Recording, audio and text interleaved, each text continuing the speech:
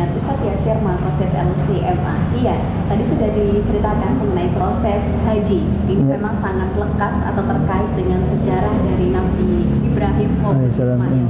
Seperti yang tadi sudah diceritakan proses sa'i begitu Ustadz ya, bolak-balik dari Marwah, kemudian Safa, begitu, kemudian juga ada lempar jumrah. Dan untuk kelanjutannya seperti apa ini Ustaz? Ya tadi bahwasanya Nabi Ibrahim menemui istri Nabi Ismail yang tidak tahu bahwasanya itu adalah Nabi Ibrahim mertuanya. Kemudian perempuan itu menyebutkan kejelekan dari Nabi Ismail ya di depan tamunya ini. Akhirnya Nabi Ibrahim mengatakan kalau Ismail ini datang nanti ada pesan ya, suruh mengganti palang pintu rumahnya. Setelah itu dia pulang. Kemudian setelah Nabi Ismail pulang ke rumahnya, itu tadi ada orang seperti ini, tinggi besar seperti ini, diceritakan ciri-cirinya. Terus ada pesan apa? Katanya suruh mengganti palang pintu rumahnya. Akhirnya tidak lama kemudian Nabi Ismail ini kemudian menceraikan istrinya itu karena memang perlakuannya tidak baik. Kemudian tidak lama kemudian Nabi Ibrahim ya datang lagi ya, untuk menemui Nabi Ismail. Di situ ternyata juga tidak bertemu dengan Nabi Ismail karena Nabi Ismail sedang bekerja ya, di luar untuk menggembala dan juga yang lainnya. Di situ ditemui oleh istri dari Nabi Ismail yang menceritakan bahwasanya Nabi Ismail adalah seorang suami yang baik ya, disebutkan kebaikan-kebaikannya semuanya ya, tanpa menyebutkan sedikit pun kejelekannya ya. Kemudian Nabi Ibrahim mengatakan, wahai perempuan, kalau nanti suami pulang, pesan bahwasanya untuk mempertahankan palang pintu rumahnya ya. Akhirnya Nabi Ibrahim pulang, kemudian Nabi Ismail pun pulang ke rumahnya. Kemudian istri itu cerita, tadi ada orang tinggi besar seperti ini ya, dia akhirnya cerita terus apa pesannya? Pesannya katanya suruh supaya mempertahankan palang pintu rumahnya. Filosofinya ternyata supaya untuk mempertahankan rumah tangganya. Ini karena apa? Seorang perempuan ini dia adalah solehah. Karena apa? Perempuan solehah ini di hadapan orang-orang dia akan menyanjung suaminya, menyebutkan kebaikan-kebaikan suaminya tanpa sedikit pun menyebutkan kekurangan dari suaminya itu. Bisa kita praktekkan ya, pastinya Ustaz mungkin untuk istri-istri masa kini supaya bisa meniru begitu ya, untuk seperti zaman Nabi Ibrahim. Iya, jadi menjadi perempuan solehah adalah perempuan yang menutupi aib suaminya. Kemudian setelah itu Nabi Ibrahim datang lagi ke sana, ya, ketemu dengan keluarga yang sudah bahagia tersebut, kemudian mengajak Nabi Ismail untuk memulai pembangunan Ka'bah. Ya. Disitulah Nabi Ismail memulai membangun Ka'bah. Kemudian dengan menggunakan batu, ya, batu yang memang diturunkan dari surga. Ya. Nah, batu itulah yang jadi pijakan Nabi Ibrahim membangun Ka'bah. Batu itu bisa ke atas sendiri ketika ingin ke atas.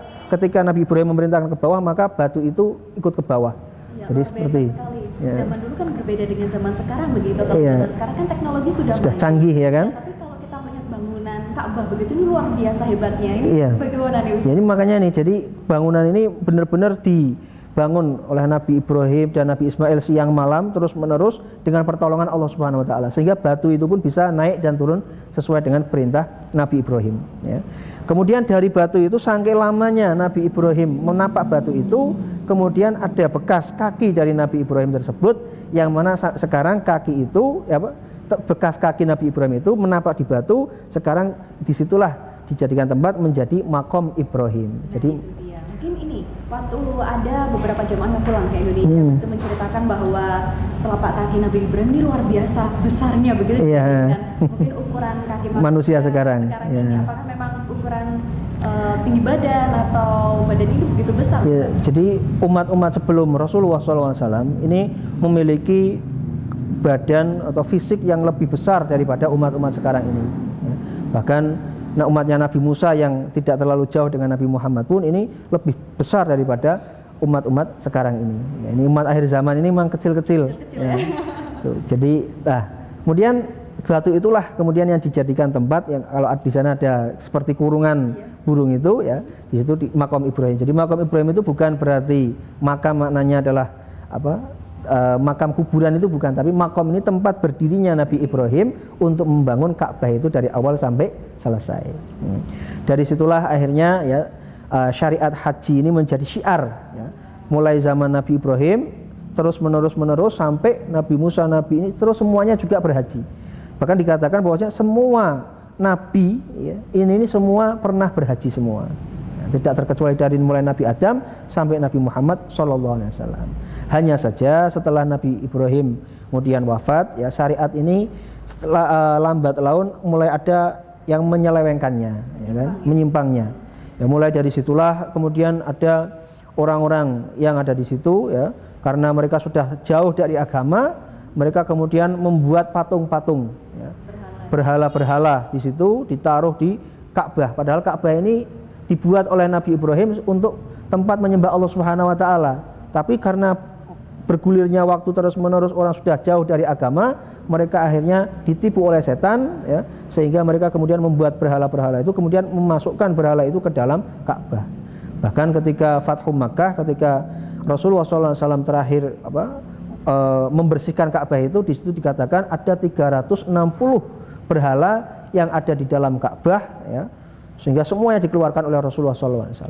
Jadi inilah yang namanya agama ini, kalau memang dia tidak dijaga, tidak ada dakwah, tidak ada ajaran amar ma'ruf, tidak ada nahi mungkar, maka lama-lama umat itu akan sedikit demi sedikit menuju kesesatan. Itulah pentingnya dakwah ini senantiasa digalakkan.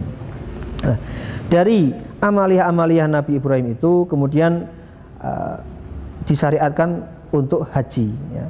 Walaupun ketika haji itu disyariatkan menurut ulama ini ada yang mengatakan tahun 5 Hijriah. Jadi setelah Rasulullah SAW hijrah ke kota Madinah, ya. Di kota Makkah itu pada waktu itu orang berhaji, tapi hajinya ini haji jahiliyah, ya. Ya, jadi mereka pada waktu itu ketika mereka tawaf, mereka juga telanjang, ada yang telanjang, ya.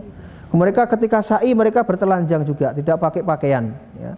Nah, ini jadi dari situlah Nabi Muhammad ketika setelah beliau kemudian di Madinah, ya, tahun 5 Hijriah diturunkan syariat tentang haji itu, ya. Makanya haji ini juga merupakan suatu bentuk, ya, penghapusan kekufuran menuju kepada keimanan. Yang dulunya ini banyaknya berhala-berhala di situ kemudian dihancurkan, kemudian diganti untuk hanya yakin kepada Allah Subhanahu wa taala, ya. Di situ. Kemudian juga ketika Nabi Ibrahim, ya, ini masih Nabi Ibrahim lagi, setelah beliau pulang kemudian juga ada diturunkan Hajar Aswad pada waktu itu, ya. Hajar Aswad pada waktu itu adalah suatu batu dari surga yang putihnya melebihi putih susu, ya. Sangat putih sekali Hajar Aswad itu. Namun lama-kelamaan Hajar Aswad itu menjadi hitam, menjadi batu hitam. Kenapa? Karena banyaknya dosa-dosa manusia ini. Jadi dosa-dosa yang ada di dunia ini yang dilakukan oleh manusia itu menyebabkan batu itu pun menjadi hitam karenanya. Ini makanya manusia, ya, kalau melakukan perbuatan-perbuatan dosa itu dalam dirinya, dalam hatinya ini ada nokta hitam sedikit. Dia melakukan dosa lagi, ada nokta hitam lagi, terus sampai kemudian kalau terlalu banyak dosa, maka hati ini tertutup oleh nokta-nokta hitam yang sudah menggumpal, yang sangat kuras, sehingga dia menjadi sesat dan menyesatkan orang lain. Maka oleh karena itu, ya, untuk menghapus dari dosa-dosa itu disyariatkan untuk banyak-banyak istighfar, ya. Kemudian minta ampun, bertobat kepada Allah Subhanahu wa taala supaya nokta-nokta hitam yang ada di hati ini bisa hilang. Iya, seperti itu. Hajar Aswad merupakan batu yang diturunkan langsung oleh Allah dari surga. Seperti itu. Dan memang kalau kita melihat televisi begitu proses haji, banyak sekali jamaah yang mencium begitu, ya, Hajar Aswad begitu, Ustaz. Nanti akan kita tanyakan lagi kepada Ustaz mungkin terkait dengan keutamaan itu dari Hajar Aswad. Jangan kemana-mana, tetap bersama kami dalam program Rohis Rohani Islam.